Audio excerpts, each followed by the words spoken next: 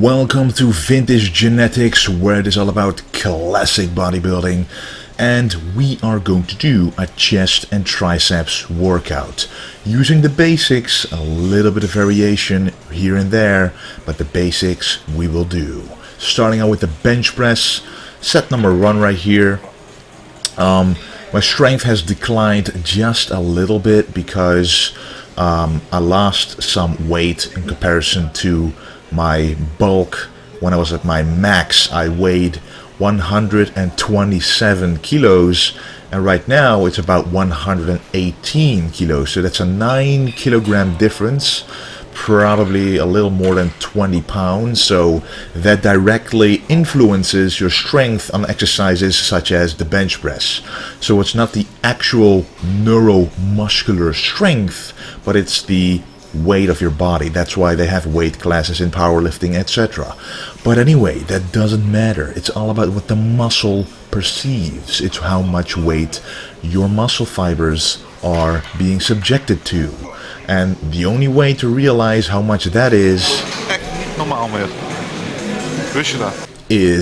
to actually feel it yourself, the mind-muscle connection.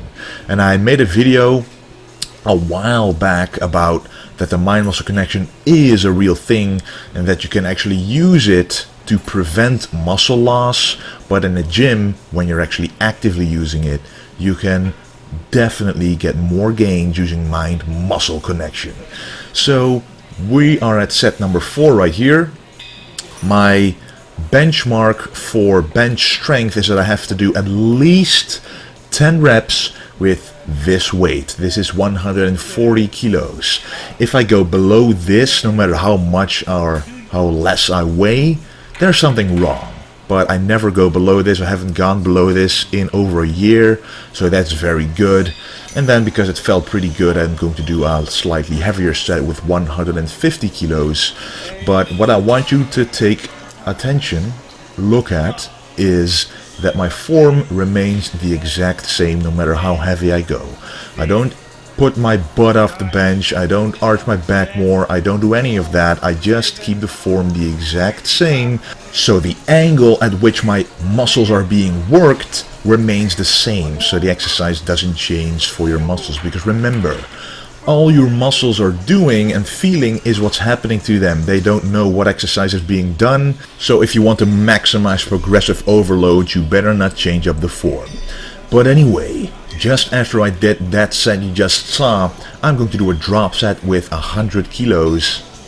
And the way I'm doing this is Ronnie Coleman style, or even a classic Arnold style. Not going all the way up actually increases the tension in the chest, because remember, the higher you go up with this bench press, the more tension is on the triceps and the less tension is on the chest. So staying low makes it a lot more difficult. But what you want to do is go all the way down, stretch it, and then go upwards as soon as you start feeling the tension lessen on the chest, and then do as many reps as possible. The next exercise is another classic one, the incline dumbbell press. The difference between a dumbbell press and a regular bench press is, first of all, there are 2 free weights. Your arms can move freely in space, and this means that they can move apart and they can converge at the top again. So your natural contraction of the chest and how your arms respond to this contraction is better. It feels more natural because it's not straight up and down, it's actually up and in a little bit, and this is how the chest contracts, how it works. So that's why you can also not do as much weight, because the range of motion is more, the balancing muscles are working together, and it's just a more difficult exercise overall in terms of how much weight you can do. And especially after doing a drop set on the bench press that I just did, you really cannot do as much weight as you could if you started out with the dumbbell press. So this is my final heavy set, but after this we will do a special set, so keep attention for that. But what I want to do, especially on exercises like this, don't go too heavy. If you go too heavy, some people have had this happen to them. even if you have a spotter, the dumbbells might actually fall towards your face because you simply cannot control them. I say at least 8 to 10 reps you should be able to do on the dumbbell press. Even Ronnie Coleman didn't go so heavy that he couldn't do 10 reps. No, but he was pretty strong. But this is the special set, set number 5. I'm choosing a slightly lower weight than the final set, and I'm doing an individual press. Why? Because this is a variation to the regular press, and every time you press, the other arm presses and you actually rest, so you can go towards failure for a longer period of time compared to doing it with 2 arms at the same time. So this is a great variation to try out.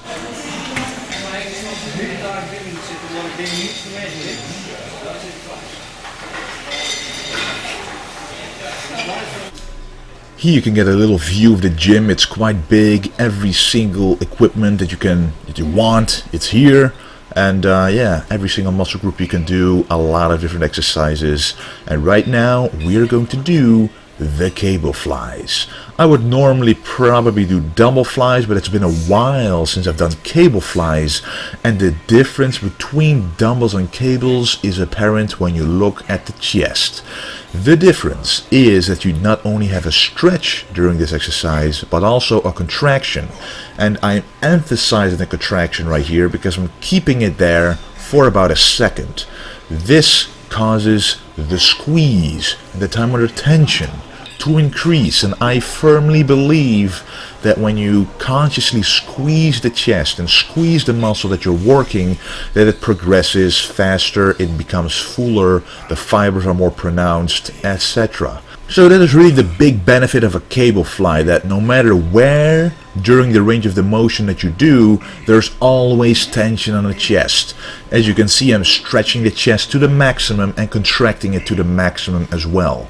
And also another reason why I'm holding it there for a second is a lot of people don't know when they have fully contracted their chest. So keeping it there for a second ensures a maximum contraction. And keeping a maximum contraction during exercises is vital for full muscle development.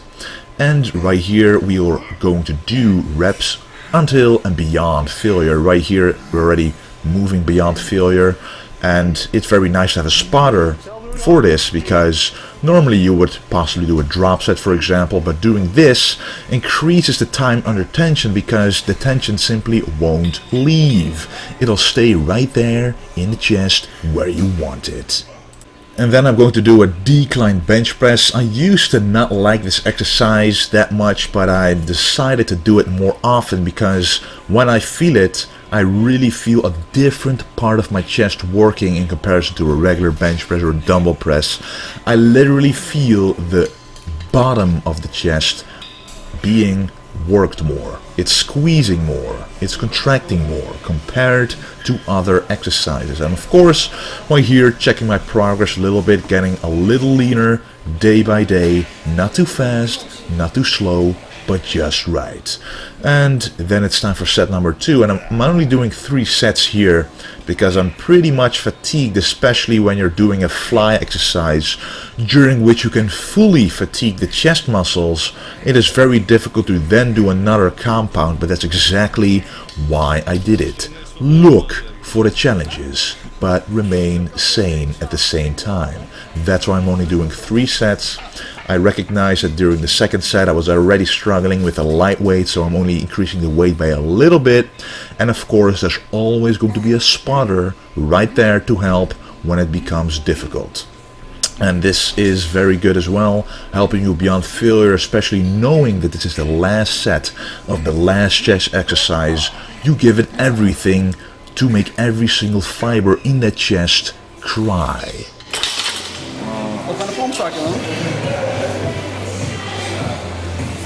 And as I'm getting more and more into this prep, because in about 15 weeks from now I will be having a competition, so I'm in a prep right now, and as I'm getting closer I'm going to stick to what I've always done and what always worked for me, is combining side lateral raises with a chest day.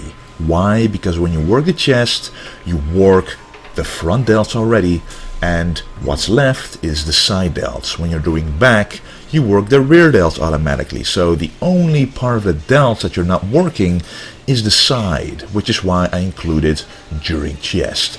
Of course, every now and then I will still do a complete shoulder day, but for now I'm going to stick to this until I see that shoulders become a weak point, but for now that's not the case. And then we move on to triceps, the V-bar pushdown. It's a great exercise for overall development.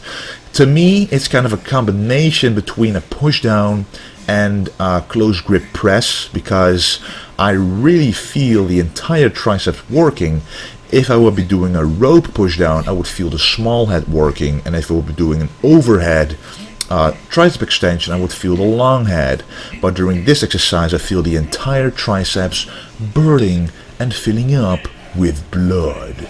And right here is the final set. I like to start out with 4 sets when I start doing the triceps, and this is to really warm them up, warm the elbows up, and filling them with blood so that all of the other exercises will be more effective than ever. For example, the underhand tricep pushdown. This one works the long head the most. Of course, the entire triceps are working, but if you look closely, you can see the long head contracting with every rep. And that's the long head is at the bottom of the triceps, or the inner head of the triceps. And that's what I want to improve, because that creates the most mass in your upper arms. And then the final exercise, one I like to include in almost every workout I do triceps, the French press combined with the close grip press. This is a famous superset by Ronnie Coleman, and in my opinion he has one of the best triceps ever. And I'm not just doing this because I watch Ronnie Coleman's videos. Obviously he's not the golden era bodybuilder, but his workouts, as I mentioned before, are simply classic. So the movements and the exercises that he does, they are classic, and they certainly do work. They are comparable to the golden era of bodybuilding, and there's nothing else to be said about it. It's basic, it's classic, and it's golden. That's why I'm doing them. This is set number 3, and as you can see, I'm actually using a straight bar instead of an easy curl bar right now. Why? Because, as I said, I'm doing this exercise quite often, and I want to change it up just a little bit. Changing the bar actually changes the angle that the triceps are being worked, because the wrists are positioned differently, and it makes it a little more challenging.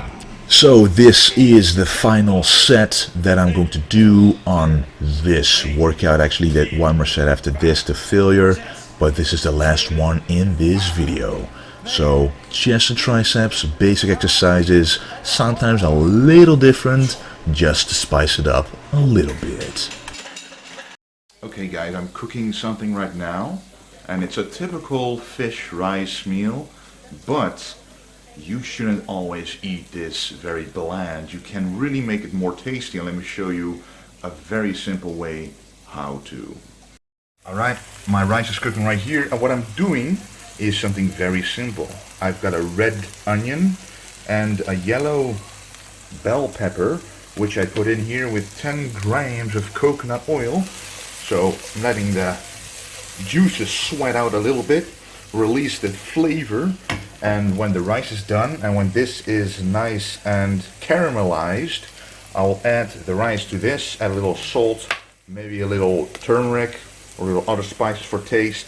And on here I will cook my fish, and together it will really be tasty. A lot of people forget this part. This, you gotta remember, the rice is bland. The rice takes up the flavor of what it is mixed with. So if you mix it with nothing, it'll taste bland. If you mix it with vegetables and the right spices, it will taste sublime, sublime, bellissimo, delicious. So trust me, I'll show you this meal when it's done, and it'll look amazing. It's not time consuming at all. I literally did a very small onion, which is done in like half a minute, and I used this bell pepper, about half of it, and I just used a scissor. So I cut it in half like this, and then cut it in little pieces like this, and then you got this. No knife needs to be involved, just a scissor and a bell pepper, and you're done. Alrighty, now I have, hey, look at that, it's me. But now I have this water with ketchup mayonnaise. This looks a lot like soy sauce, but it's stronger, has a better flavor in my opinion, and some sea salt with aromatic herbs in it. Just like you would put salt in water to cook pasta to give it more flavor, you do the same with the fish. So now let's put in the fish, and as you can see, it's starting to cook. Let's put in 2 of the fishes right here. 1 and number 2. And of course what you want is a pan that is wide enough to keep the fishes in, especially when they're quite big, because this is about 250 to 300 grams of white fish. And let me show you what I'm gonna do with this right now. By the way, this fish is frozen and it is slowly thawing out, or getting defrosted, melting, and it's sinking towards the bottom. So don't worry if it gets above the surface, because it gets smaller and smaller as the water releases from the fish. And here I added the rice to the vegetables, and I also added some turmeric right here. Turmeric, a very yellow spice that I find amazing, and some famous Cajun spices. Look at that, doesn't that look good? Adding it to anything, sweet flavor with spicy tones, and just a little bit of this sea salt. Okay, now this is starting to cook. Put it down a little bit, you don't want to overcook the fish. And let's mix this up and see what it's gonna look like.